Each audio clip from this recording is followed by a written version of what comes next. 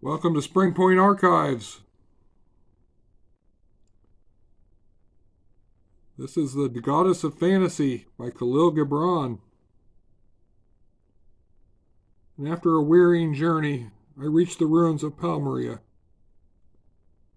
There I dropped, exhausted, upon the grass that had grew among columns shattered and leveled by the ages.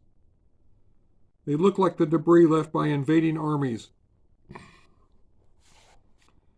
At nightfall, as the black mantle of silence enfolded all creatures, I savored a strange scent in the air. It was fragrant as incense and as inebriating as wine. My spirit opened her mouth to sip the ethereal nectar. Then a hidden hand seemed to press upon my senses, and my eyelids grew heavy, while my spirit felt freed of its shackles.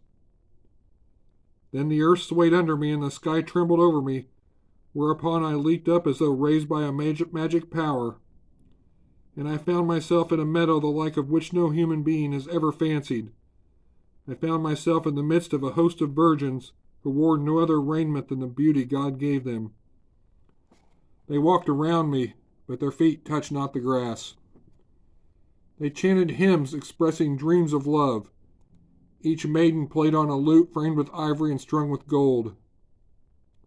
I came upon a vast clearing in the center of which stood a throne inlaid with precious stones and illuminated with the rays of the rainbow.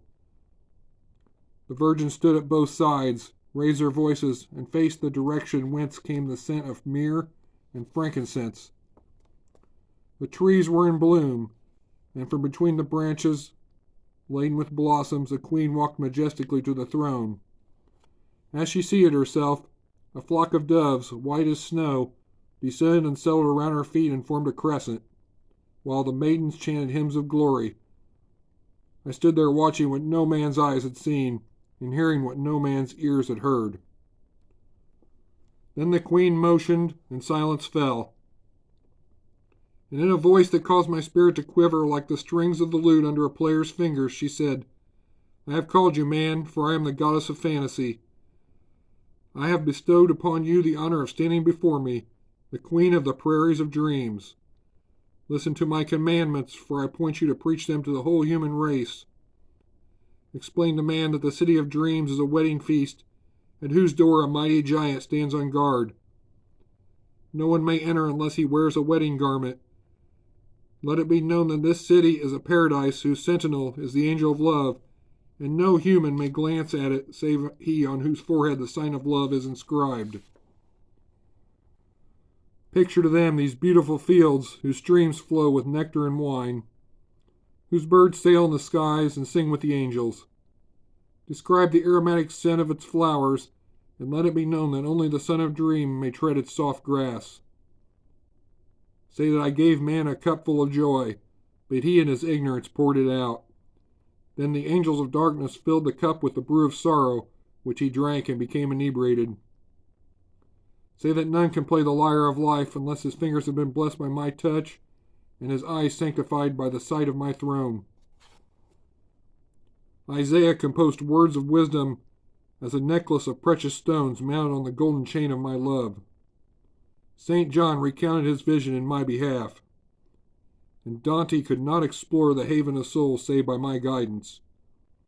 I am metaphor embracing reality, and reality revealing the singleness of the Spirit, and a witness confirming the deeds of the gods. Truly I say to you that thoughts have a higher dwelling place than the visible world, and the skies are not clouded by sensuality. The imagination finds a road to the realm of the gods, and there man can glimpse that which is to be after the soul's liberation from the world of substance. And the goddess of fantasy drew me towards her with her magic glance, and imprinted a kiss upon my burning lips, and said, "Tell them that he who passes not his days in the realm of dreams is a slave of the days." Thereupon the voices of the virgins rose again, and the column of incense ascended. Then the earth began to sway again, and the sky to tremble, and suddenly I found myself again among Palmyra's sorrowful ruins.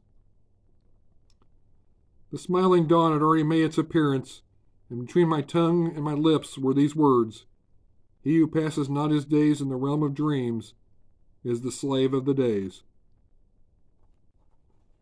Thanks for watching.